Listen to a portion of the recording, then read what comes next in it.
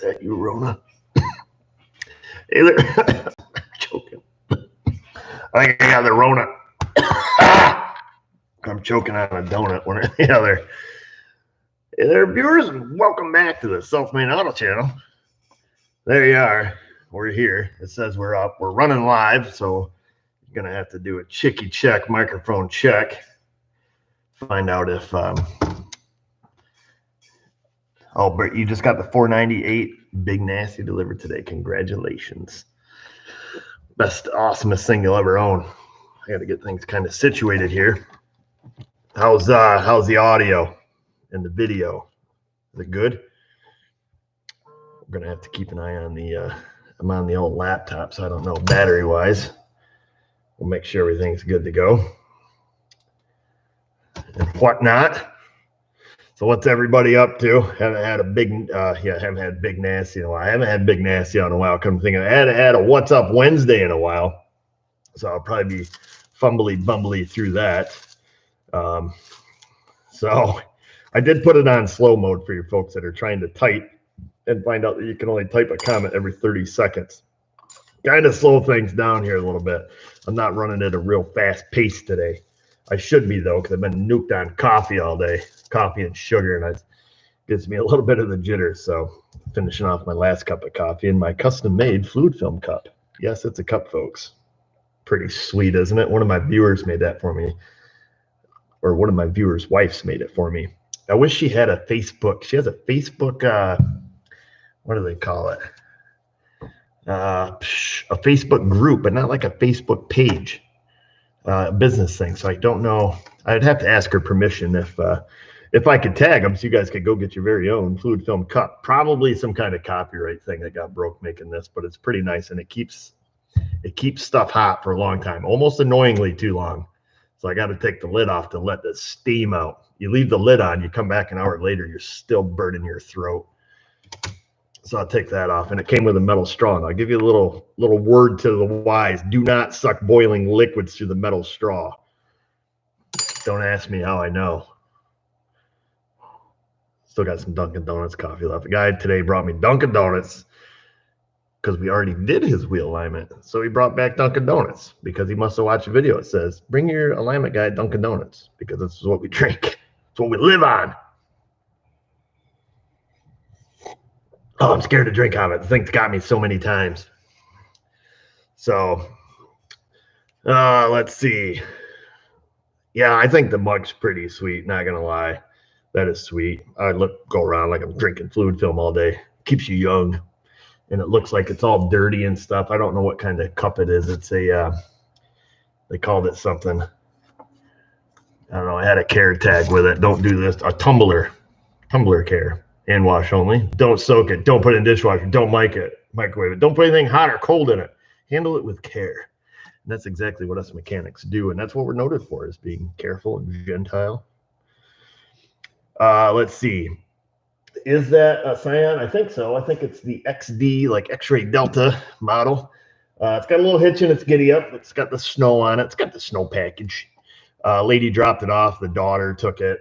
Started leaving town, and that light came on and started flashing, and they're panicking. So they brought it here and dropped it off, and just when you get to it, probably just a bad coil pack, I'd imagine, something like that. If you guys got any guesses of what parts I should put on it, put them in the comment section. Oops. Let's see. I missed a few things here, folks. I'm not paying attention. Oh, I thought it said Julia Roberts. I'm like, wow, Julia Roberts, really, on the SMA channel? First time caller, long time watcher from Bonham, Texas. Seen all your videos, learned a lot from them, and even helped me through the dark times. Darkness. Glad we could help out. Oh, and JB gave us some money for the ice cream fund, and Pedro. So thank you, folks. We're just on here to chit chat, but coil pack or number 2, parts cannon armed. Oh yeah, I don't have the Jeep. I think I got a spare Jeep pack kicking around here. I seen one the other day. Oh man, she's been up there collecting the dirt. This might be the OG. This looks like the OG. Calling out the meat wagon. Dee-doo, dee-doo. There it goes. L1 says it needs a new dingle arm. I'll see if I can get one of them from Napper. See if they have one. But yeah, I don't know what it is. It doesn't sound like doesn't sound like anything mechanical. So, and nothing really happens to Toyotas very much. Although Mrs. O's van, her brand new van, I buy her new van so I don't have to work on the thing, and now is broke. So, are there shops that do fluid film on cars, and where can I search for them? That I don't know, Animal.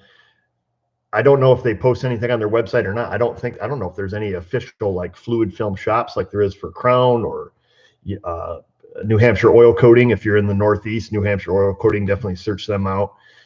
Crown Rust Proofing, are places that do a similar application to fluid film. New Hampshire Oil Coating, really good stuff. Shout out to NHOC, I think New Hampshire Oil Coating, whatever their acronym is for that. I figured it out. That guy said he's from Corning, and he worked on the old Hondu's at the dealer. Nice. Where do you work? Up in Elmira? Let's see what.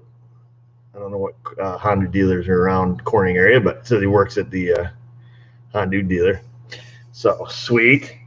But yeah, Mrs. O came in and says the front windshield squirter ain't working. So I'm thinking it's just out of fluid. So I glug, dump a gallon in. She hits the button, and it's pissing out all over the front wheels. So something's broke there. I don't know what that is. I told her I'd look at it tomorrow. So that means I should be able to look at it someday, probably tomorrow. Oh, there's Chad from Big Flats. Woo woo! Shout out to Big Flats. I go up there. We go to Big Flats about every Friday night up in the Big Flats area. Elmira, get off the Big Flats exit, I think it is. Go down to Barrett's Bow Shop. Shoot some leagues there. Shout out to Barrett's Bow Shop. Anybody's ever in the area, beautiful, beautiful bow shop. Does the heater bother? Does it make the sound all wonky? The heater just kicked on. Something's cooking. I'll wait and see what people say. Because if I can leave the heater on, great. If it's obnoxious, I'll turn it off. Let's see. I'll wait. No, they say no. Sounds fine. Okay, good. So I don't have to freeze my patootie off. I know in the what do I want to say? In the videos, because the furnace is not loud. You don't have to scream in here. But in the video, it's just like the whole time. It's obnoxious. But all right, yeah, good. We'll leave it on. So what are you folks up to? I see some delay here because I asked the question a little bit ago. But what's happening out in the YouTube world? I don't have any real thing planned for the What's Up Wednesday. I will bring in Mrs. O's van tomorrow. Hopefully, I told her I'd bring it in, and she does cook me dinner every day, so I will bring it in. How was my bow hunting season? Fantastic, Tim. The absolute best bow hunting season to date. Best deer season to date. Let's see here. Lee Brock, let me just grab that. I'll tell you more about deer season. 07 Explorer can't add gas to the tank any more than a trinkle. The gas pump continually kicks off. I would be checking the vent system, Lee Brock. I would be willing to bet your check engine light is on too if I had to guess. Particularly, I'd be checking to make sure the canister wasn't plugged and that the canister vent valve was working appropriately. How much would I be looking to do a 100K service on an F-155? I don't know right offhand without actually looking it up. I hate just winging prices without giving, in that case, I would look on service data to see what's due at the 100,000 mile service. And then I would estimate appropriately from there. And some people have their own rendition of what they do at 100K. They do front end, front diff, rear diff, trainee, transfer case, coolant, plugs, cabin air filter, engine air filter. So some people have a little different process as far as what they do at 100K versus what the book says. So some of it would be, why don't you turn that loud ass heater down? Everybody else says it wasn't loud. But yeah, a lot of people have their own mix as far as what to do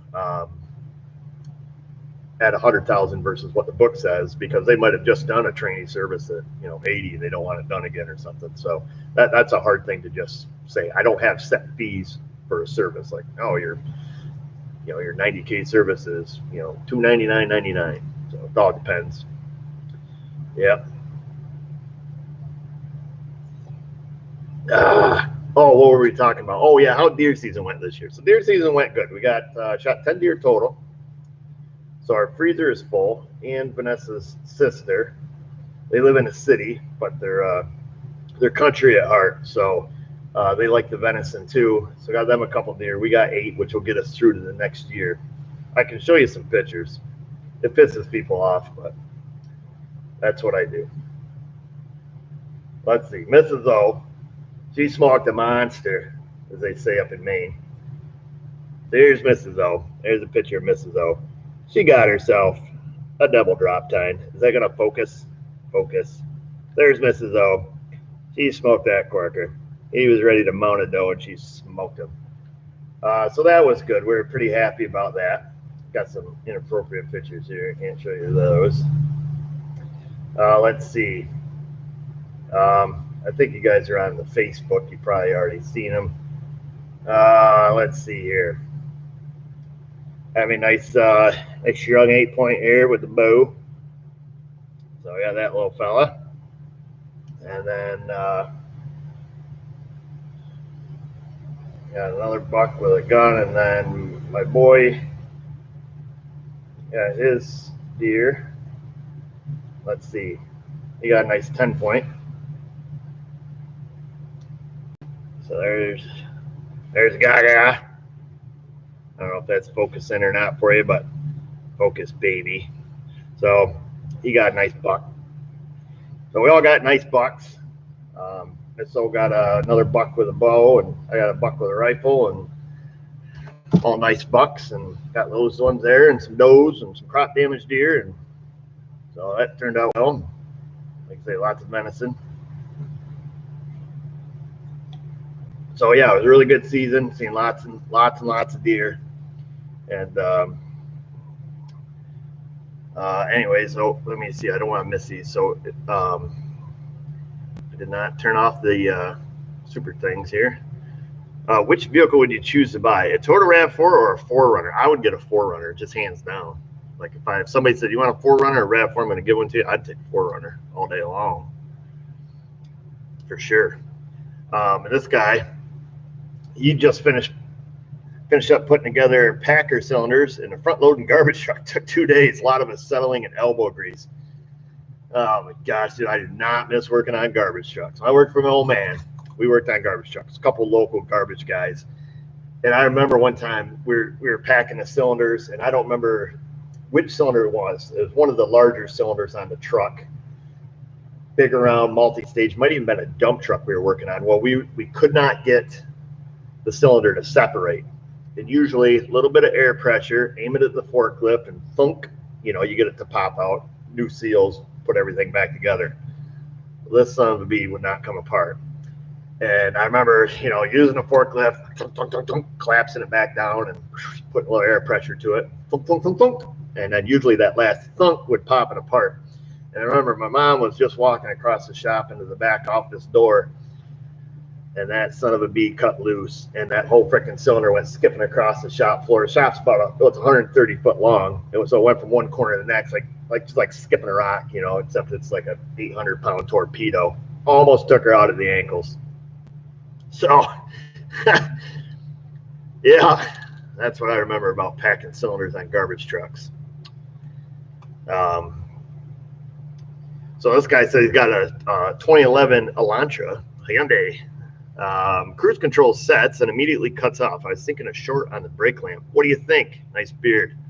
Thank you, and I think you're probably on the right path. My suggestion would be it could be multiple things, but I would take and stick my foot under the brake pedal and kind of hold it up like you're trying to pull it up through the dashboard, set the cruise, and see if it works better. That would give you some immediate feedback. Then if you take your foot away and for whatever reason it decides to kick off, then perhaps you could go chasing down that route. So that'll kick cruise off. That's one of the main things. And Hyundai Kia have had problems with their brake light switches, and I don't remember right offhand if that's actually a data pin that you can look at. I don't remember, because there might be some manufacturers will use like multiple brake switch inputs, like one goes to the PCM, one's for the brake lights. Older cars might have even had a separate one for cruise, but sometimes there's, you know, your brake switch isn't just 2 wires.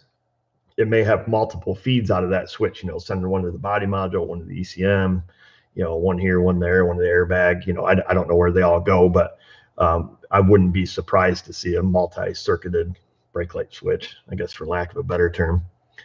So, but I'm not a pro.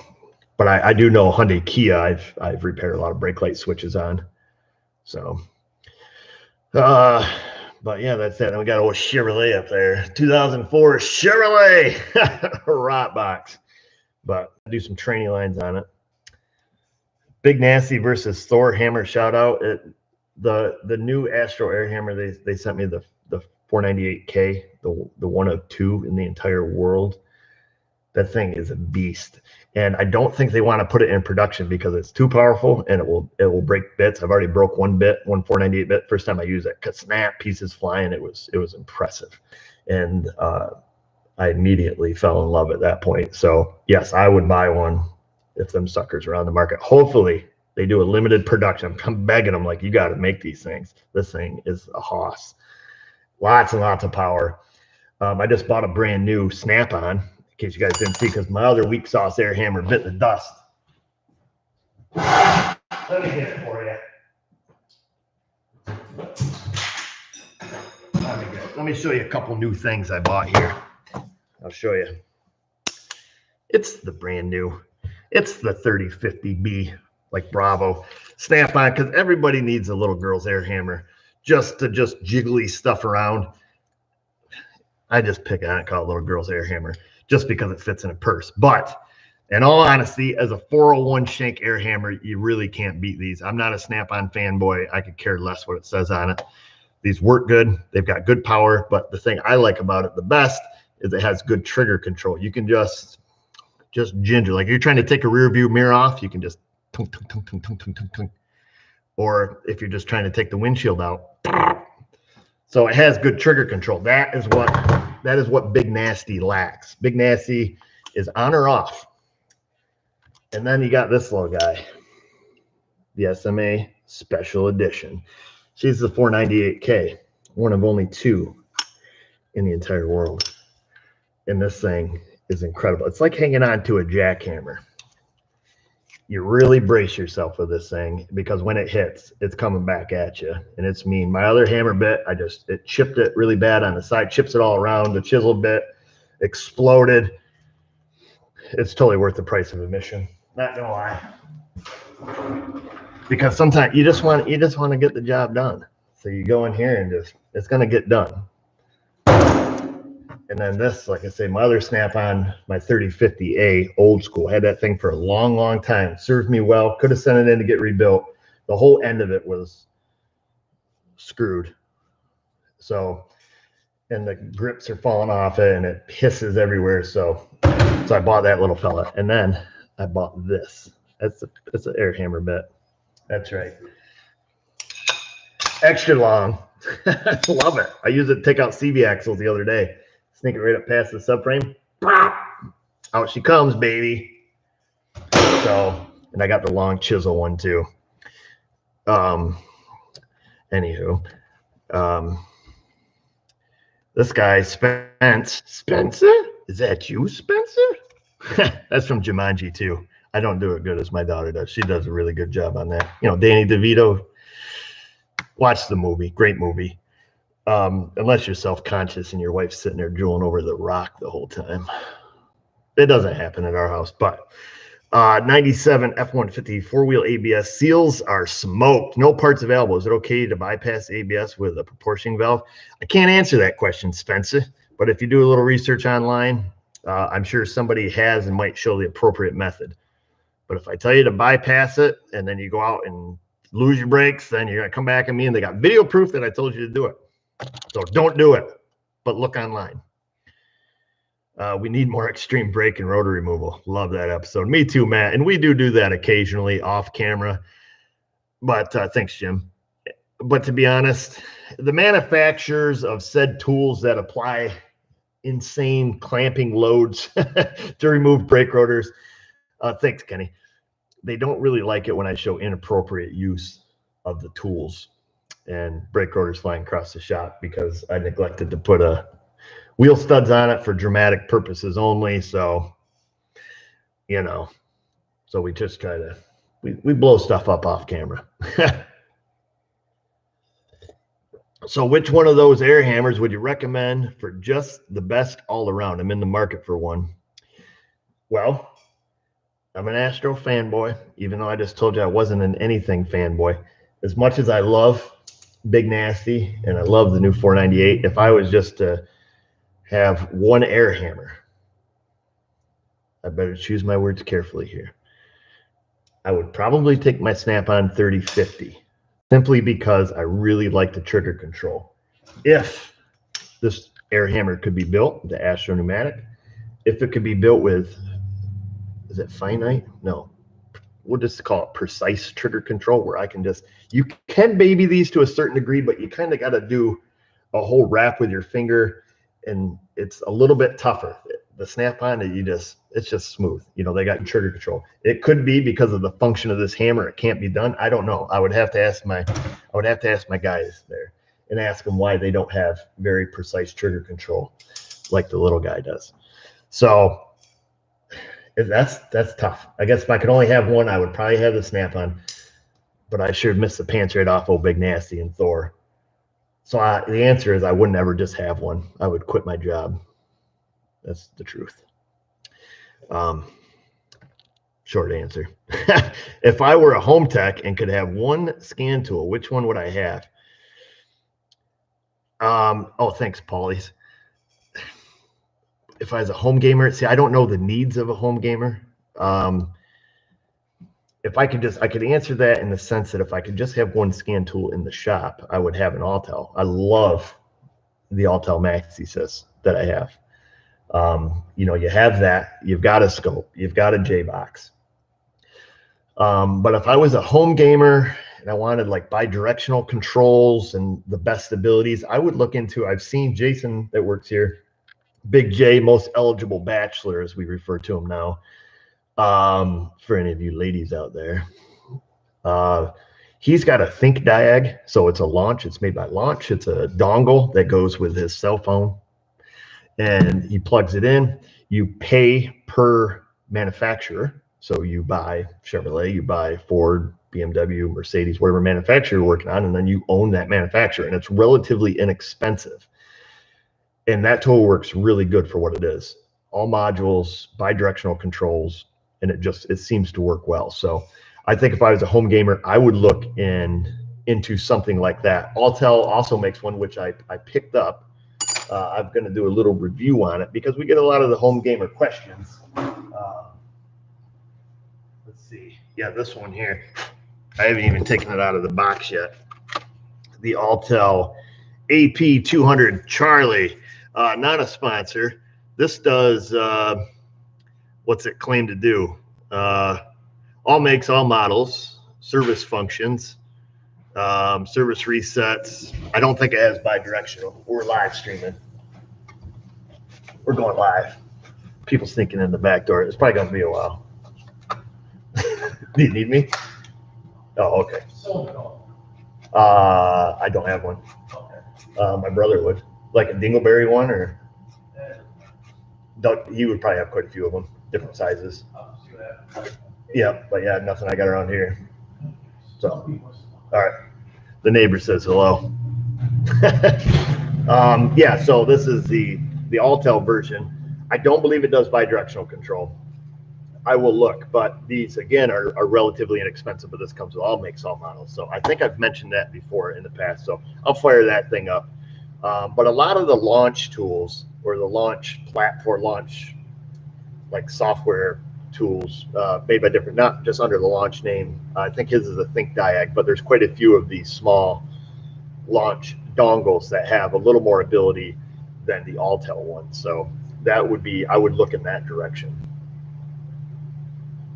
How'd this get over here? I don't know.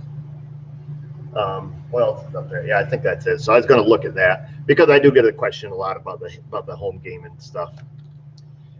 If I replace the water pump on one of the Fords that has it attached to the timing chain, Is it difficult? Yeah, they're difficult. You got to pull a timing cover. Most all water pumps that run off chains are pulling timing covers. So it takes time. That's why they call it a timing cover, because it takes time. I don't know if that's true. You used a Permatex Ceramic Extreme, the purple stuff, but on the escape video, you're using something different. Did you find something better? No, I found something available. So you'll find I probably switch brake lubes a lot because we go through a lot of brake lubes. So I like the Permatex Extreme purple stuff. If Napper's got it on the shelf, boom, we'll grab that. What was I using? Probably, let's see, we got Sil Glide or Stay Lube. So I got a half a tube of that left. So we do lots of videos. The Stay Lube stuff works fantastic also, in my opinion. And usually price per ounce, it's cheaper and works equally as well. So these are just my opinions.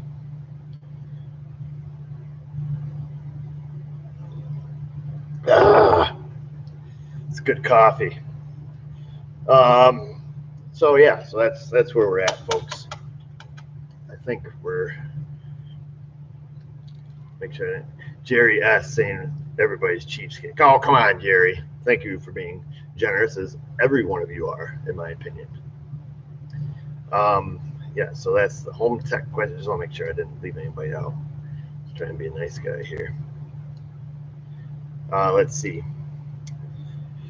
Oh,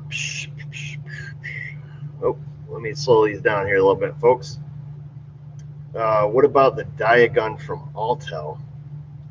I don't think Autel makes the Diagun. The Diagun, I believe, is a launch platform. Unless something has changed, let me Google that real quick. But I believe the Diagun is launch, which I've used the Diagun before. I think I had one. Diagun, yeah, the Diagun 4, I believe, is what I had. So we'll take a look here. Yeah, the Diagun. So that's going to be a launch skin tool. And I had one of those, and that worked great. And that's very similar to that app that Jay runs on his little cell phone. So I do not sell hats, by the way, if anybody's asking. I wish I could still find these little guys, but they're obsolete. I see what you're saying, Christopher. Let me just check something here.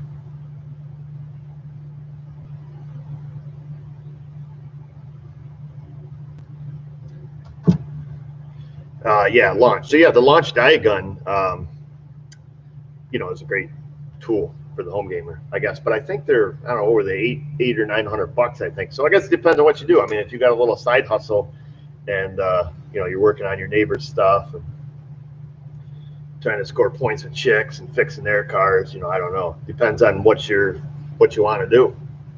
Yep. Mr. Gustafson. I knew a guy with that same last name. I won't say his first name.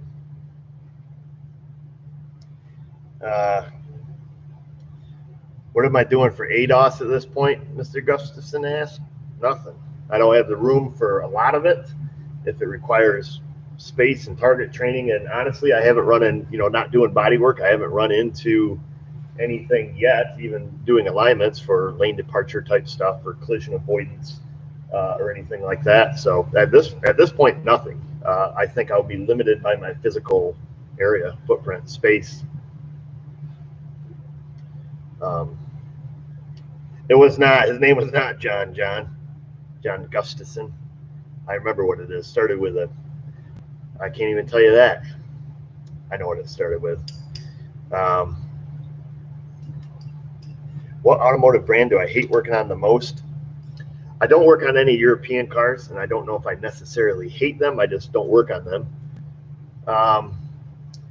In pickup trucks, I would say Fords. I have the least amount of fun working on Ford pickups.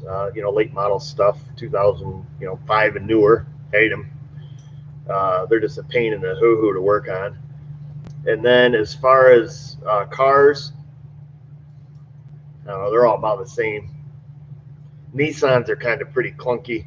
So when I get Nissans around here, like everything's pretty brittle and broken plastic-wise, but I don't hate working on them. Just Ford trucks mostly.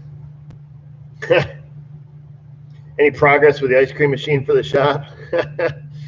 No. No progress. Zippo. This guy, Will, or his friends call him Willie Lewis. Willie Lewis in the news. He'd love some detailed alignment videos. I did one, buddy, on a Mustang, showing some of the features there on the new Hoffman alignment machine I have. Hoffman / John Bean / Snap-on / it's all the same stuff. Show us a new machine. We have a Hunter, and I want to see the difference. They're all about the same, Will. I'll be 100% honest with you. I've used them both. They're very, very similar. They just changed the names of some of the features. I mean, there's only so many adjustable angles on a car and measurements that you can take. And I think it's more of just knowing the software. I went with Hoffman / John Bean / Snap-on simply because I'm more familiar with their software, having used it in the past, and it really hasn't changed since the last time I used it. You know, since I first started using it in the late 90s. It's extremely similar then as it is now. Same features, few more newer things, of course, faster readings and stuff like that. But let's see. So yeah, do I order brake clean spray every day? Nope. Buy it by the case, man, and by the pallet. So I keep it in stock. Francis says he's 15 and does a lot of work on lawn equipment. That's awesome, because that's how I started blowing stuff up, man. He wants to start fixing cars. Where do you start? You start at the beginning, Francis, obviously. I would start, Francis, if you're 15, I would look into, and you got some of the kind of the concept, the nuts and bolts stuff. You got grease under your fingernails, and you understand some of the fundamentals, hopefully, you know, working on lawnmowers and such. I would look for a trade school in your area. So 15, I don't know what grade that puts you in. Like, I don't even know. 15, I was probably still in like 5th grade. So, but perhaps you can check your school. Maybe they have a trade school program. Like around here, we have BOCES, and they have an automotive tech program. Now, I know a lot of schools are dumping that, which sucks, because these kids are all going to be brain dead when they come out. No shop class, no welding class, no nothing. Just like, oh, just call the plumber, you're going to be rich. No, you're not, folks. Not every kid is going to be a lawyer and whatever else the schools are teaching them. Bunch of malarkey. But I would look for a trade school, hopefully something that you can do while you're still in high school. That would be the best advice I could give you. You know, like if your dad's not into cars, or uncle, or, you know, somebody else in your family, your mom or whoever, you know, if you don't have anybody that can kind of mentor you along, that's, I think, what you need to get started. So hopefully you can find something like that. What would I expect to last longer, a Mazda 3 or an Impreza? Depends on what year the Impreza is and if it's a turbo. You know, if it's the Impreza, if the Impreza has like the FB20, the FB25 in it, I'd put my money on that. If it was a stick, if it's a CVT, junk. The Mazda, don't see a lot of Mazdas. Only got a couple customers with Mazda 3s. Both of them are stick, and they've served them well. But me personally, if I could get an Impreza with a 2.5 and a stick, I'd go with that, in my opinion. Just scored an engine job today on an Impreza, actually, a 2013. That has the FB20 in it, so 2-liter. Super cheap to buy used engine for. So we got that baby coming in. That's coming in tomorrow. Actually, gonna put a motor in it tomorrow, if they deliver the engine, hopefully. So, let's see. Let's see. Hey there, fella. I got an old Honda Big Red. Know anyone that works on them in upstate New York? Oh, it's the real Bruce Wayne. I don't Bruce Wayne, but I know I was never allowed to ride the Big Red when we had one, because apparently it was too tippy. And then I went out and rolled it a few times and showed them what's up. The Honda Big Red, I remember those things. They're like a 250, big balloony tires on it. I thought I could float it across the pond. Comes to find out you can't. It's just a myth.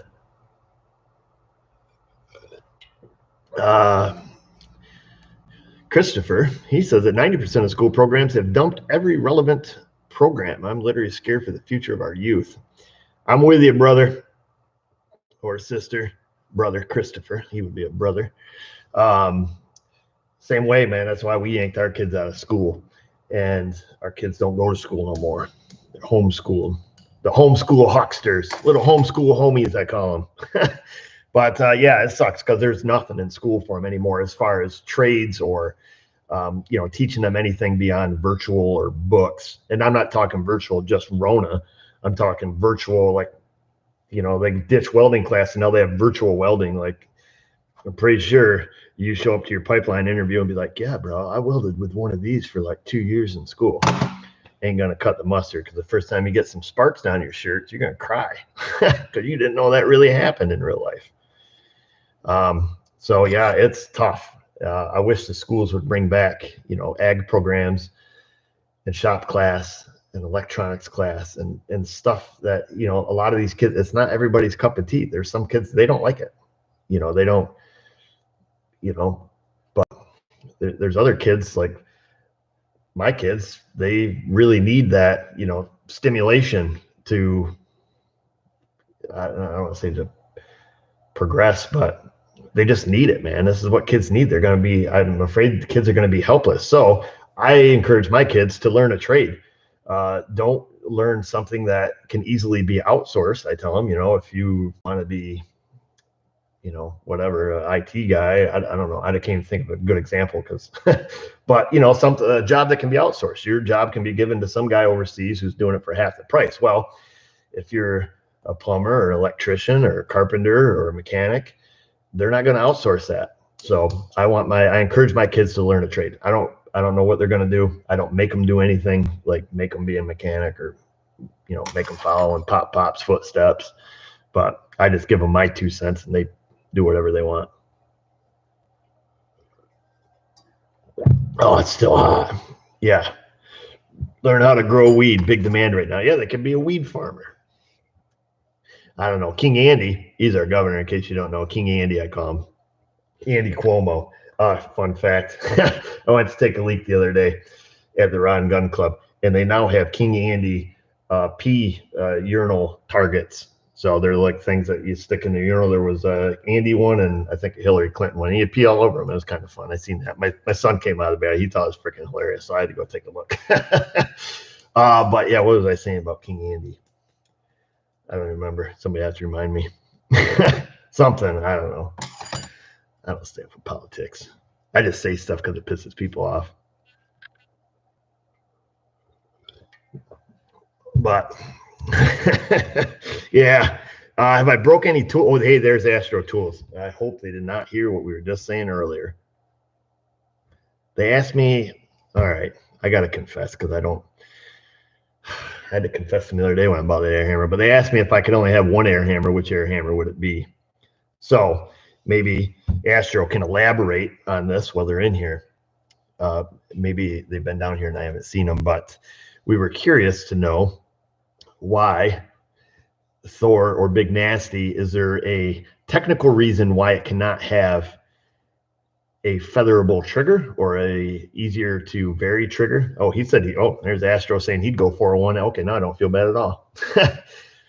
But we want to know if there's a reason that why we can't vary the trigger. Is it something mechanically, or is it just the design and that's how it is, or do you need to go back to the drawing board to make us a variable pull trigger? Because like I was mentioning, it can be done with Thor, but you really have to get her deep in the knuckle. I'm talking third knuckle, and you really have to work it. Less bean. Well, we know it would be less beans, just like the snap-on is. When you're just babying that sucker, it's a lot less beans. Like I was telling them, you could use it to just tunk off a rear view mirror if you wanted to. Really good control, but maybe there's a reason you can't do it on Big Nasty. I don't know. Maybe I run too much air pressure in it.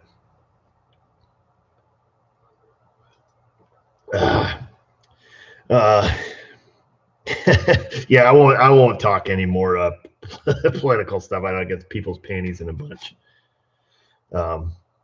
It's all fake news, people. That's what I tell myself. And then people ask me sometimes, like, you watch news in the morning? I'm like, nope, I watch the Wildcrats. That's my show in the morning. I watch the Wildcrats. Yeah, it's a kid's show. You can learn a lot, though. Hey, there's Diagnosed Dan. Wow, he must be up really late. Schmitty, So we'll see. Oh shoot, I got it. Oh, and there's the Scrum Mechanic. Yeah, 150 pounds of air pressure. That's when my compressor kicks on, Mike. No, actually, I think it kicks on at 140 and back off at 160. So, yeah, I'm hoping the Astro bring that little guy out. We'll see. If it does, you guys have to buy some, because I convinced them, like, you need to make this because everybody wants one, and everybody means 3,428 people that are watching this want one. So don't make me look like a liar. I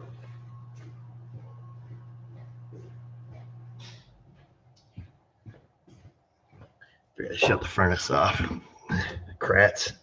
Yeah, I love the Wild Krats. No comment. Oh, Astro's choosing not to comment. I see. I'll call you. We'll talk. We need it. The people want it. Everybody start chanting that you want Thor to be released to the public. Or you can buy mine for $4,000. Not really. I wouldn't sell it for $4,000. $4,500 though. Give me a call. How's my WJ been? But WJ's been good. I got to wait for the riding to get over here when people are chanting that they want their own Thor. From, yeah, we want Thor. We want Thor. We want Thor. There we go. Now we get some chanting. Get some people really getting pumped up over there. It doesn't matter what it is. Just say you want it. I don't want one because I just bought mine. Oh, you didn't buy this one, Brent. I'll tell you that right now. This is one off, baby. Limited edition. This says I'm special. Oh yeah, the WJ. That's what we were talking about. Is the WJ. I just got over there in the corner. Oh, can't see it, can you? Down there, got a new transfer case for it. The 242 HD, converting her to 2-wheel pail. 2 off. Yeah, it's a 2 off Astro. I like to say it's a 1 off because I've only ever seen the other one. I've only ever seen one, but it's 2 off. It's a 1 of 2. He's probably got a freaking 100 of them back there in his store, waiting for the release. I see how this is. It's all marketing. See, the people want it. Told you. And the people probably want fluid film cups. If there's a need for these, I'll see if I email this lady. What's Avoca famous for besides SMA? I don't really know. Not much, because we got the Avoca SMA. We've got the fire department. We have an insurance company down the road.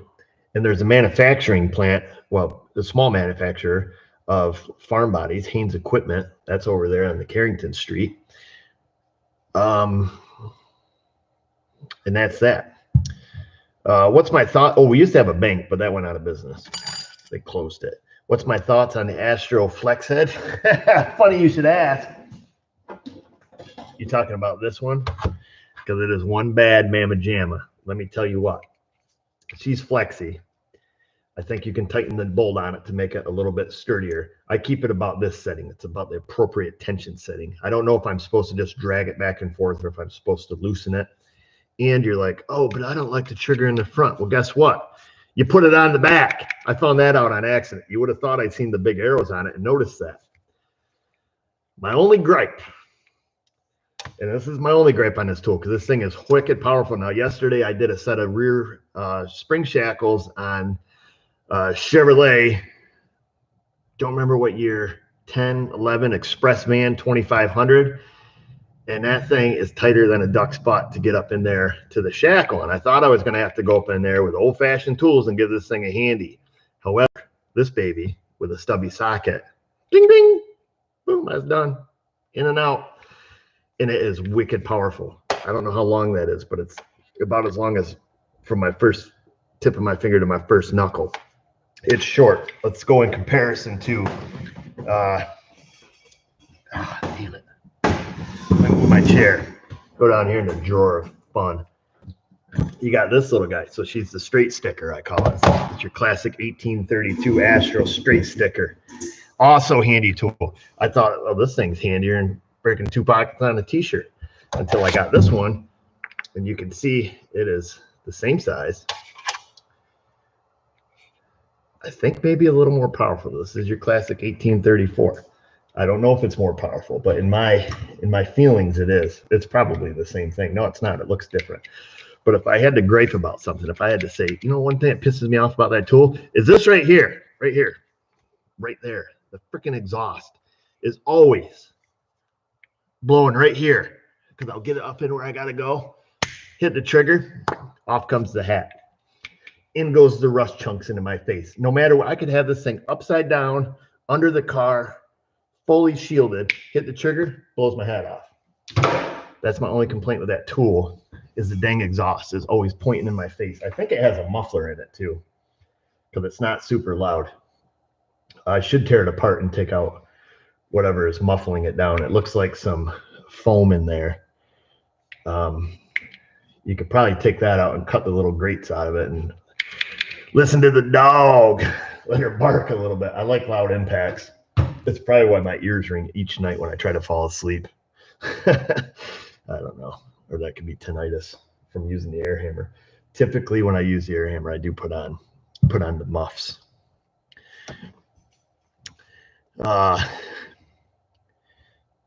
Crew Dog Pain. What's up, Crew Dog Pain? Appreciate it, bro. And then Christopher, my 2000 WJ is sitting in my driveway on jack stands waiting for a new gas tank and skid plate to be bolted on. The old one came off in pieces. Yeah, that's what happened to my little red one at home.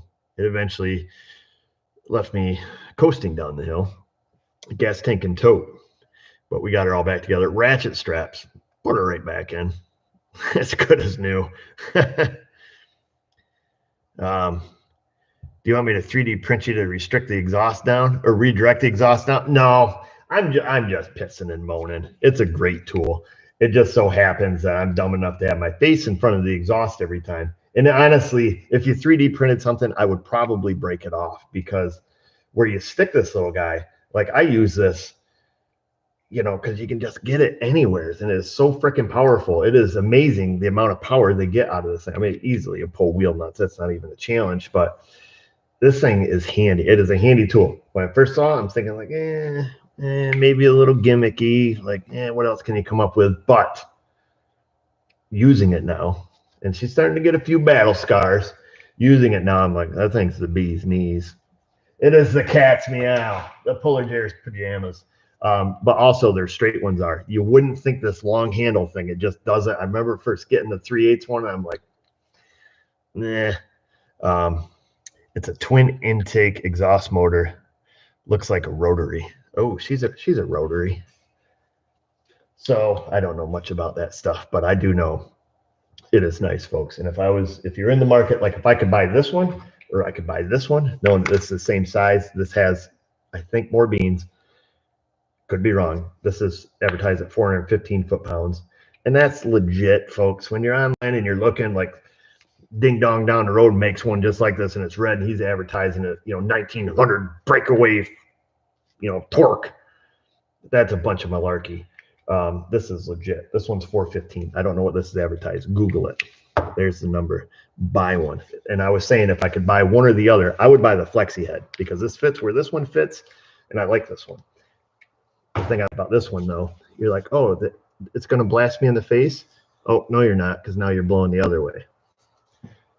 But obviously, with the design of this, they can't have a rotating exhaust thing. You don't think you've seen the Harbor Freight Impact much? Oh, that's because it died. I sent it off to too much coffee ruins your brain. Who did I send my Impact to, guys? The Skookum AVE. Sent it to AVE. He did an autopsy on it to see what was going on with it. So, yep.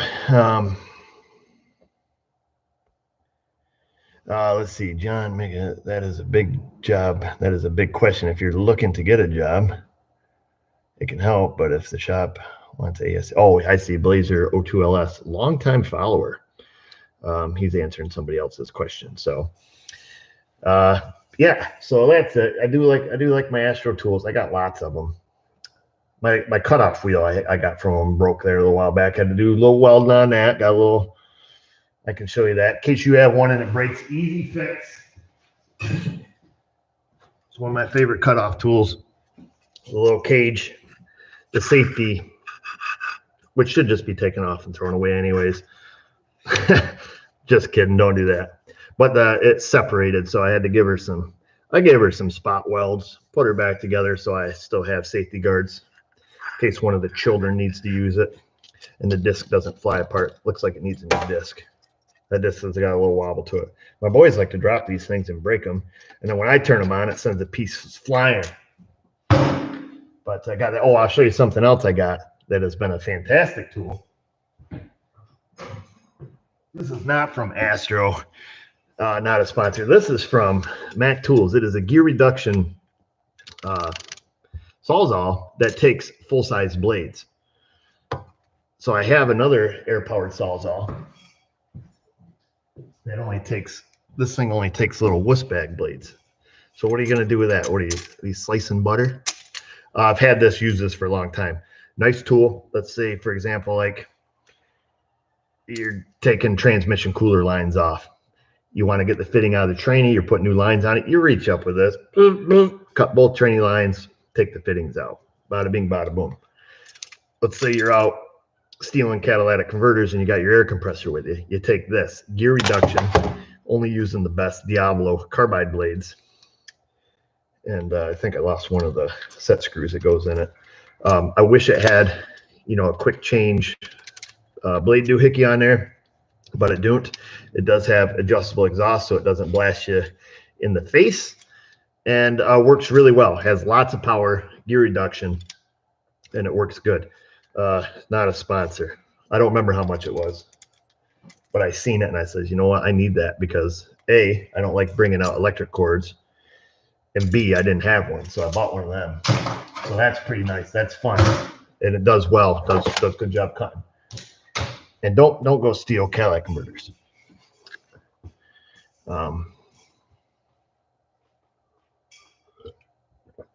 Diablo blades are the best, says the Chuck Wood. Unless that's first name last, last name first, in case it would be Woodchuck. But yeah, the Diablo carbide blades are a little spendy. I think Project Farm, when he checked them out, I think there was maybe it was a Lennox blade that was a carbide that seemed to outperform it. So I got to look back at his video. When I finish my lot of Diablos, I'll go and purchase the ones that he says were the best. Mike's wants to know if I fix cars. I don't, Mike. I keep them in the shop and let the other guys fix them. Haven't seen any videos on the Jeep yet. I might do a video on the transfer case. I got to get rid of the full-time four-wheel drive. So like I said, I bought the 242 HD transfer case. Voltage Drop Diagnostic said that he had a couple cats stolen off 2 used Rams on the lot a few weeks back, $5,000 each for OEM. Holy smokes. Yeah, do you guys follow carb laws there? We do here. And, it sucks because, that'll total some cars. You get, like, say you got some, cracker box, the thing's only worth, $2,000 and it throws, a PO 420, 430, whatever. We're stuck putting a carb converter on it. Depending on what it is, that might mean OEM only because, the aftermarket, might not even make a carb certified converter. So some OEMs, I look them up, it's like, freaking $1,800 for a converter, and that's with like $100 markup on it or something, so you're hardly making any money on it, just trying to cut the customer a deal, and it still exceeds the value of the car. And then everything downstream of that's just toilet paper, so you end up OEM converter, intermediate pipe, resonator, muffler, tailpipe, whatever. Now you got $2,000 in this junker. But if the rest of the car is decent, you can't replace it for that. So that's how some people look at it, but it just sucks, when I can buy a 50 state emission converter for, $300 off Amazon, but it's New York State. King Andy catches you putting one of them things on, it'll hang you. The best way to get a stuck pinch bolt out of a Volkswagen spindle without access to an air hammer, the head broke off. I'm not familiar with the B-dub, so I don't know. Pinch bolt, I assume maybe like a pinch bolt in a spindle or something for a ball joint. The best way to get it out is don't break the freaking thing in the first place. That's why I tell my guys when they bring in a Subaru, don't break it. Turn it into liquid. Get it out. I don't know, short of seeing your job, a stuck pinch bolt. Maybe if it's a nut and bolt and you just broke off, and it's not threaded into the knuckle, just get a punch and beat the hell out of it. But if it's threaded in there, you're going to have to, either A, weld a new head back on it and then turn it into liquid, then get it out, or drill it out. So that's my thought. What's my opinion on a plug-and-play remote start system for modern vehicles? I love them because they make us lots of money, because when that piece of crap comes in and it doesn't run anymore and it's all because of your remote start, I can just unplug that one instead of pulling out all the vampire connectors. I don't know. I can't answer the question. I've never put one in. Not a big fan of the remote starts aftermarket, personally. That's just my opinion. If I were to venture down that alley, expand my horizons, and say you came in and said, hey, I want a remote start, I would say, well, let's see if they make a plug-and-play harness. And that would be the best way to go, because it's invasive but still non-invasive. And the parts that frustrate me about them, because people come to me on the YouTube and they'll say, but Eric, I work at Best Buy and I take all day to put them in and I use loom and I do a really nice job. And I don't doubt that you do. But when the car comes to me and Joe customer comes in and says, hey, bro, I need a heater core. How much? And I quote him, oh, it's 9.8 hours plus the heater core. And I start following service data, and we're taking stuff apart. We go to pull the column out. If we got to take the whole instrument panel assembly off, we pull the column. And what do you see? This freaking black box. It's taped to every damn thing under the dash and zip ties. And now you can't just unplug the bulkhead connectors because you got all this crap drilled through the freaking firewall, hooked onto the coils and brake light switches and going to the light switch, even though it's in there nicely. So that's my only gripe about them. If it was a plug and play one, I'd just be like, oh, look at this guy. He's so nice. Boom. I'd unplug it all. And then I would plug all the factory stuff back in. I would say if you did it, keep the instruction book to it. So if you do have to go to the shop and the guy has to take it out, he at least knows, the reprogramming procedure because it has to bypass security. And it's just, I don't like them. But what do I know? Not much. Do I hate YouTubers? No. I'm down here on a Wednesday night at 7:30. Yeah, Big Clive, he knows. He should get some of the, I should send you some of them that I yank out, Big Clive, and you can do an autopsy on it with diagram.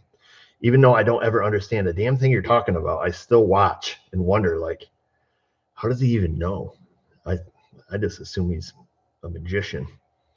I wish I knew half of what Clive knew, but I don't. I fix cars. He fixes everything else. Guy is amazing. If you guys don't know, go watch Big Clive. If you just want to feel dumb, because that's what I do. I watch him, I'm like, wow, I didn't realize I was that dumb. Yeah, I drink fluid film straight up. Actually, I don't even want to admit it because I've got cream in it. I'll admit it. Dunkin' Donuts cream though, so it's sweet cream. That I don't know. That sounds even worse. Oh, what's the best way to remove the manifold on a 97 F-150 5.4? Now you're talking my language. Cut and torch. I do a 97. I would love to do a 97. I just did we did a 04 the other day with a 6.8 V10. Hate those things. Anything in the Heritage body style, love them, because you just take the torch and nick off all the studs, take it out, spin the nuts, spin the pieces out. Love them.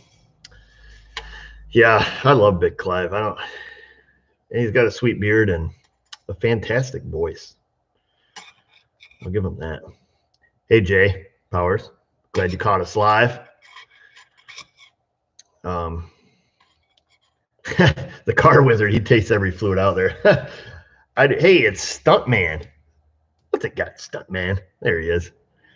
Let's see. What do you do for accidentally putting 3 gallons of Fabuloso in a motor? Stuntman. I love that guy. Gosh, I gotta go. We can't even watch your shows anymore, Stuntman, because we go around here. Jason's pulling out a car. I'm asking him what's it got, and we can't be doing no mercy reversies or rocking horses or leapfrogs because customers get pissed. Not that we've done it, but could you imagine? And I have an insatiable urge to just dump stuff down the throttle body. Like, I want to go get me a gallon of paint, because why, when Stuntman takes a gallon of paint and he dumps it in the engine, it immediately locks the engine up. It blows my mind. And I just want to do that. And we bring in a car, and Jason, he'll walk around. It's got the hole in the roof. It's got the chubby rubber. It's got the leather. That's all we do. We just go around here talking like Stuntman and cameraman. And I can't stop because everything's got the chubby rubber. It's got the wheel package. Anyhow, I do appreciate your folks' entertainment. If you guys don't know Stuntman, head on over to Neutral Drop. They're neutral droppers. They're going all the way.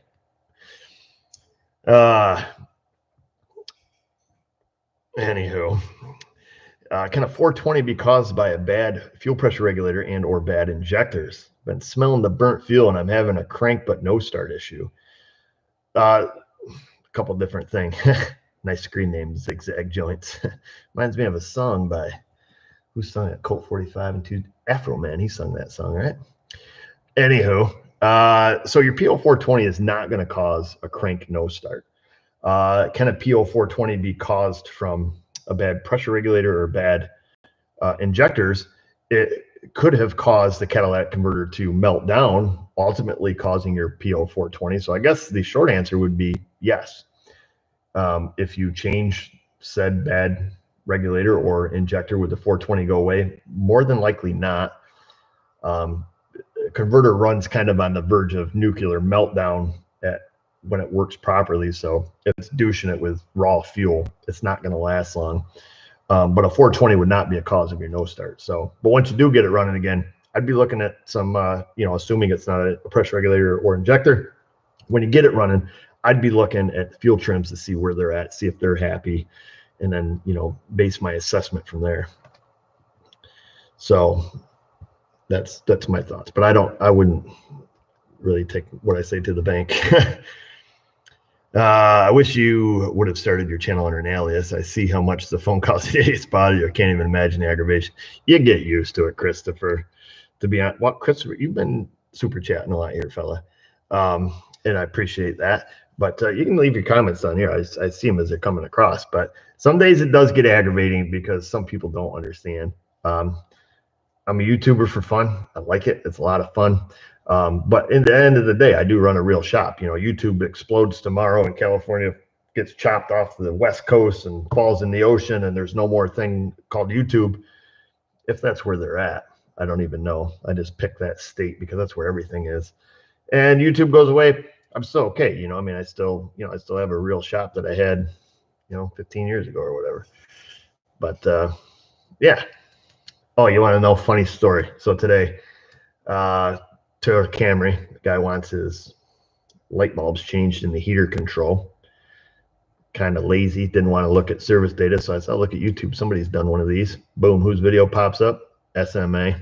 I had to watch myself take the trim panel off so I didn't have to look up on service data. I'm like, man, dude, it was from like 5 years ago. I'm like, I don't remember doing that, but evidently I did.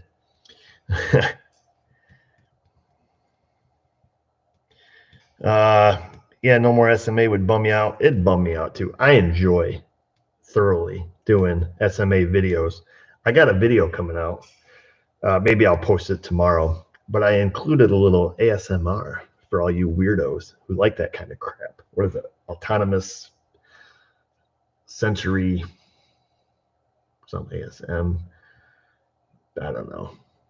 Weirdo crap where they record stuff close to the microphone. Autonomous sensory meridian response. I don't know if that's what it means. It means something. It's kind of weird, but I watch some videos on the internet at my nightly YouTube binge if I go on there. And there's a couple guys that do like restorations. and they're intriguing. I don't get the euphoric response that some folks do, the tingling and the need to go do whatever, and the hair-raising experience from the ASMR. See, Big Clive uses his own videos too. That's good to know, Clive. Don't you hate watching yourself though? I do. Now, I don't hate watching you. I hate watching myself. But I watched those videos of the guys doing the restorations, and it's all ASMR stuff. They're like, moving stuff across the bench. Like, I watch them because typically what they do requires a very big skill set, and these guys are very talented.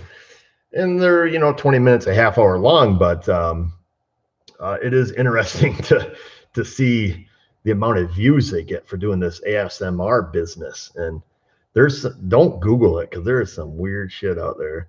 If you just search ASMR, because my son asked me, I was in there eating lunch with Mrs. O. He's like, "Oh, what's ASMR?" I'm like, "Oh, it's these weirdos that just like to listen to like people eating food and stuff." So I just go on to YouTube and I type ASMR and I enter.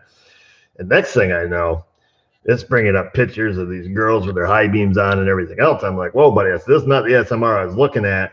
And so then I had to type in like ASMR, like tool. And it was like, but there's people like scratching their head and stuff. I don't get it. I'm kind of old fashioned. I don't get it. But anyways, I tried feeble attempt. First couple minutes of my next video of doing a wheel alignment on a Ford Flex, 2019 Ford Flex, all whacked out. Rear end was messed up. Front end was messed up because it was just recently at the dealer. But we got that all straightened up. But I did a little ASMR tire changing. So anybody who's into that kind of crap, they might like it.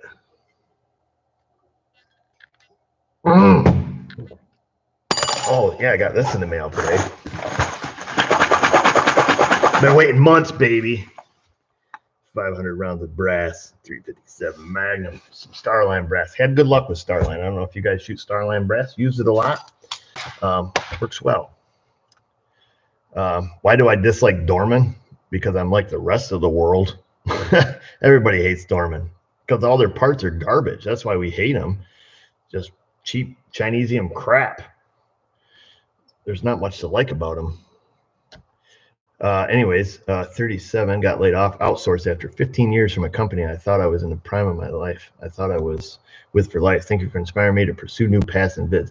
I'm glad to hear that it didn't get you down, Claus, and that you are able, after 15 years of the same company, to be able to pursue a new path. And that's good, man. So that's cool. I'm glad that that's going to work out. Let me just check real quick here. Yeah, I'm glad that's able to work out for you, and that some people really get beat down. Some big life-changing event like that happens, but all you can do is pick your head up and put one foot in front of the other and keep on trucking. So that's what you got to do. You got to do what you got to do. That's what I always tell my kids. Like, got to keep moving, man. Thanks, Steven Fotis. Appreciate it. Great job as always, he says. Autonomous Sensory Meridian Response. That's what I thought it meant. Devin, he cleared that up for me. Good to know. I reload for everything, sir, except small pistol calibers. But I just picked myself up a used, new to me, Colt Python, 1973. Sorry, not 63. I wish. But 1973 Colt Python, 6-inch blue. It is a beautiful gun. No wear on the cylinder. It's very, very little wear on the holster wear on the end of the barrel. Absolutely fantastic. And all the Colt Snake Series guns, Pythons, Anaconda, they're just, the price of them is just going right through the roof. So got a fantastic deal on this one, and I can't wait to shoot it. And I got a lot of brass from Mrs. O's 357. She's got a Smith 686 Plus. That's her walking gun. She calls it. It's like, I don't know. But anywho, I didn't want to use her brass because the bullets I load in hers, I cut about 20 thousandths off all the brass. So I've got some other stuff we're loading up here. But anyhow, yeah, I love hand loading, and hand load for everything. So, but anyways, I went to school with a kid named Dorman, never fit in, and was always an oddball. Whatever happened to him, he probably built a mega billion-dollar company named Dorman Products. I don't know if I can Say that AR-15 or 12 gauge 00 buck. I'll take the shotgun. I'm a shotgun man. M&P Shield, shout out to Christopher Grebe. That is my EDC also, and a Glock 43 or 42, depends on what I'm wearing. Where does Enhance come from? I believe Super Troopers was where the original Enhance. Correct me if I'm wrong in the comments, but I believe that was from Super Troopers. What reloading press do I use? I support local, so I buy Redding presses made right here in New York. Woo, woo. Shout out to Redding. Yeah, Enhance, I believe, was, or was it? It's not Blade Runner, is it? No, I think it's on Super Troopers. Is probably where I got it from. Yeah, Super Troopers indeed. So yeah, shenanigans. That's right. Yeah, it was from Super Troopers. So, yes. Okay. Just want to make sure I'm right. We might have to go home here sometime. Some guy told me from Wayne's World. I didn't think you were old enough to remember Wayne's World. Wayne's World, party time. Taking me back in the day. Do I have an opinion on Nissan Frontiers? Thinking about picking up a 15 to 19. You know, honestly, PP Paul, or is it Paul? I don't. We don't see a lot of Nissan Frontiers around here. Got a couple customers with them. They're great little pickup trucks. I think I only have 3 customers with Frontiers that I can think of. Four customers. And they're fantastic trucks for those guys. One lives in town, the other 3 are outside of town, so in the hills. They seem to rust away just as at a normal rate. And I think, what are they, the 4-liter in those? Seems to be a good engine. Actually, I have 5 customers because I have one customer that has a Frontier Nisimo, has like the electronic lockers and stuff in it. So yeah, I mean, I can't say I've ever really done anything extravagant on them or seen problems on each of them. They're all about the same mileage, same year. And yeah, so I don't know a lot about them. So I would tell you that. Let's see, a 6.5 diesel. You might pick one up. Yikes. I haven't seen a 6.5 since probably the late 90s. And the only thing I remember about the 6.5, besides they were, gutless turds, even the turbo ones were terrible. They sound like they're ready to fly apart at any minute. I've got a friend who has a Humvee, and he's got a 6.5 in that, a real Hummer, like, camouflage like Hummer. He's got a 6.5 in that. But used to work on some Grumman Olson vans that had 6.5s in them. They were garbage. Everything from head gaskets, exhaust manifolds. Used to do a lot of the pump-mounted driver modules on them, mounted on the side of the injection pump, and you put a relocation kit on them. Used to do that. The fuel shutoff solenoids would go bad, but yeah, I mean, they were just pure garbage. In our climate, in our area, I would never own a General Motors with a 6.5. No way. But perhaps other people have had other better success with them. But around here, like I say, running in the delivery vans and stuff, they were terrible. They were great money makers for the shop, but I mean, the same van with a 5.7 in it would walk all over it. So, but that's just my opinion. I guess that's what you asked for. When is Napa becoming a sponsor? Probably never, Don. I don't think we need them as a sponsor, because then we can't talk crap about them when their stuff sucks. That's the problem, having sponsors. I did get a sponsorship offer from a company that makes hand soap, but it happens to be the same hand soap I already use. So I'm like, yeah, sponsor me. I know your stuff works. And I'll do a little video showing the people, like, ooh, here's how you wash your hands. I got the soap for free. How do I feel about the 01 to 9 Taco? Would you suggest a 4 or 6 cylinder? I've been looking for a small pick 'em up lately. Always go big, because size does matter, Kenny. And I would definitely get the big 3.4 in that baby if I was looking for a Taco. I believe that's what they would come in that year. Excellent truck. In our climate, that thing would turn to dust in about 4 years and just be laying in a heap in your driveway. However, it would still run. So that's what you can say about Toyota. Scotty Kilmer's not all crazy, mostly crazy, not all crazy. Toyota makes a great product. I drive Toyota. The Tacomas, I would love to have, you know, what I always wanted was a taco around that range, short box, regular cab. Unfortunately, I'm married and have kids, so that's not really in the budget, and it's not really practical at this point. But when I get old and all the kids move out, let's see. I got asked the question. I didn't see it though. How is the reliability of newer Toyotas? I don't really know, Shane. I don't work on a lot of new late model, i.e., you know, 19s, 20s, 21s, so I wouldn't know. And I believe that my opinion on the reliability of vehicles is slightly biased just because of where I live. Cars here disintegrate long before I'll see.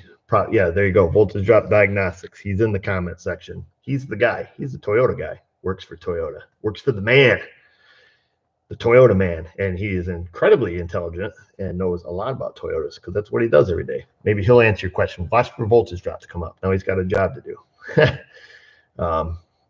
The Astro coolant pressure tester, definitely worth the investment, in my opinion. I have one, the big kit.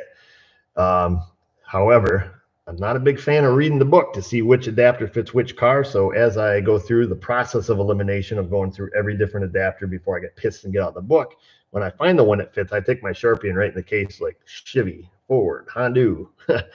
So this guy's got an 06 Wrangler with the 4 in it. Rough idle, smoke, no vacuum leaks, new plugs, and O2 sensor. Scan data shows O2 cycling, but bank 2, sensor 2 doesn't flatline at 2,000 RPMs, no cat codes. Could this be his rough idle? I doubt it. Earlier Chryslers, early 2000s, were extremely lenient on their catalyst monitors, i.e., I may know a guy who has a Jeep who has no catalytic converters on it and it doesn't set cat codes. So I've heard through the grapevine, but I've seen other Chryslers of that vintage that just don't set cat codes for whatever reason. But that's just what I've heard. So I wouldn't get super excited about that. Rough idle, I don't know if that's rough idle like misfiring, you know, blah, blah, blah, blah, blah, or if it's rough like physically, you know, physical vibration, like you're feeling, you know, hitching a skiddy up. You know, in which case you'd be looking at like, you know, engine mounts, balancer is coming from the transmission, you know, what's rotating that's making this thing shake and feel rough. So, but if it's rough, like erratic running, then, you know, I'd be looking to, you know, find the root cause of the misfires. But I don't think you would be very fruitful trying to, you know, put a converter on it to smooth out the rough running, in my opinion.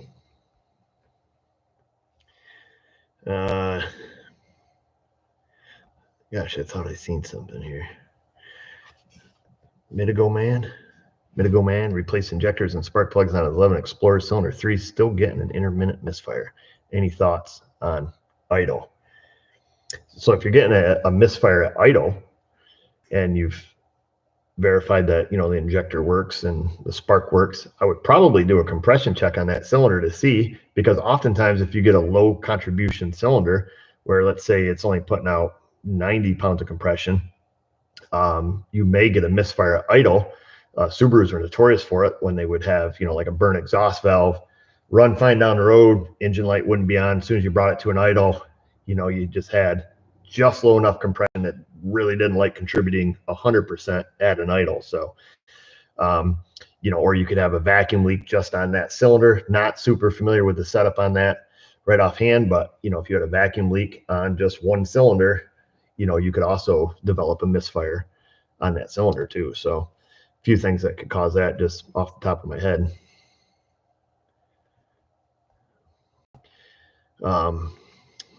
Yeah, so, but anyhow, I think, let's see where the battery's at here. 28 minutes, 23% remaining. I don't know what else to say, folks. That's it. I'm running out of stuff to talk about. The coffee's wearing down. The coffee's out. Put my lid back on the fluid film. Not a sponsor. Awesome cup, though. Hella sweet. And it says, don't stick it close to the fire. No close to the fire. And I'm not making up those words, folks. It says right on it, no close to the fire. If you said that with a little bit of an Asian, don't close to the fire. I won't, because some people could take that the wrong way. Fluid filmer, crown. I'm a fluid filmer. I like crown. I like them both. So 50-50 split. Yeah, coffee. I've had way too much coffee today, Carter. I'll tell you that much. Imagine drinking lanolin. Yeah, that'll get stuff moving. She'd slide right out. I'll tell you that. Can I apply fluid film in the cold as this garage is not heated? You can, but I find that you need a lot more product. Perhaps if I were to do that, let's say I'm home, I'm in the cold, I got my car up on the jack stands, I would keep my product inside and nice and warm and slippery. I find that fluid film, as it gets cold, it has a consistency of something a little thicker than latex paint. So if you're, douching it on with the spray gun, it's like, it goes on and sticks. But if you're heating your container prior to applying it, that's going to give you the best. If you're popping around with spray cans, keep the cans inside. Stick them in the wood stove for a minute. Don't stick them in the wood stove. If you do record it, though, stick them inside. Let them ambient temperature rise to the 70s at least, would be my guess. What brand is my hockey stick? I don't know, Francis. You're not my boss, Francis. What's that from? You think about that. I'll go get my hockey stick.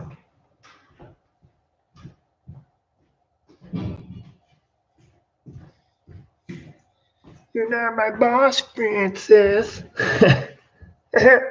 That's from Pee-wee's Big Adventure. I'm ashamed to have even watched that show when I was a kid. But Francis, he was the big heavy set guy that Pee-wee Herman didn't like.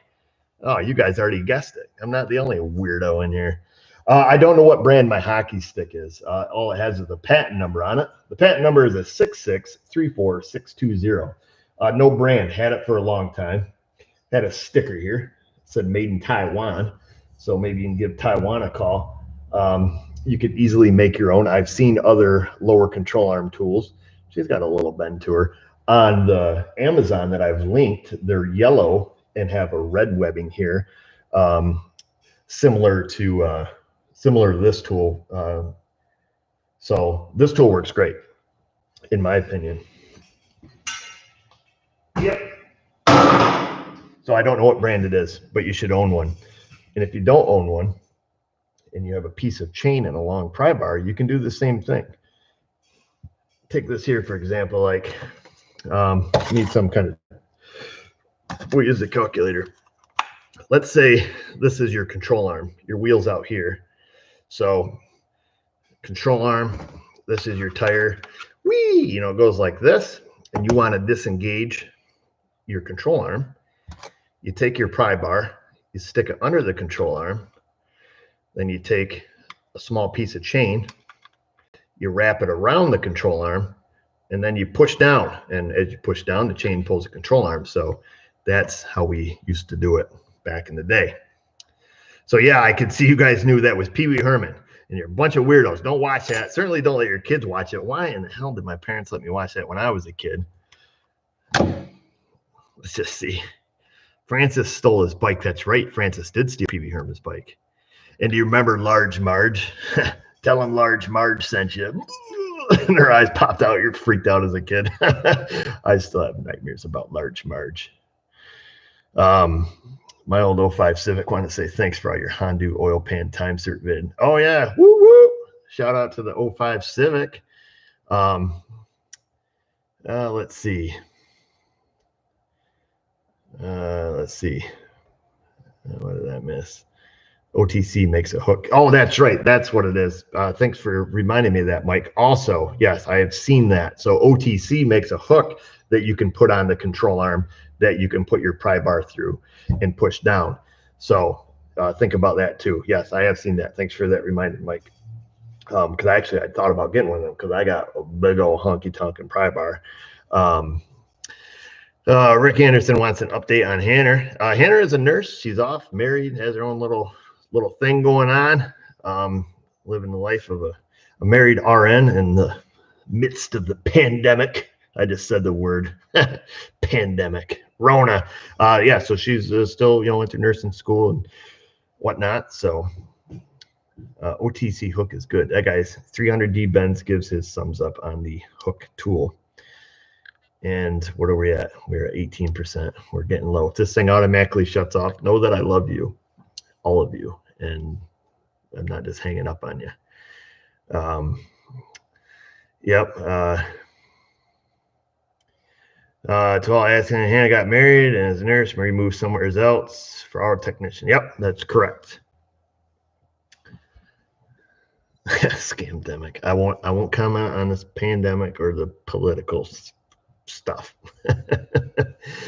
05 250 with a 5.4 headers or not, that's up to you. Did headers for a feller on a 5.4 on a 8, 9, 10 somewheres in there. A good brand header is still a freaking disaster because they're a disaster to put on. The 250 not too bad.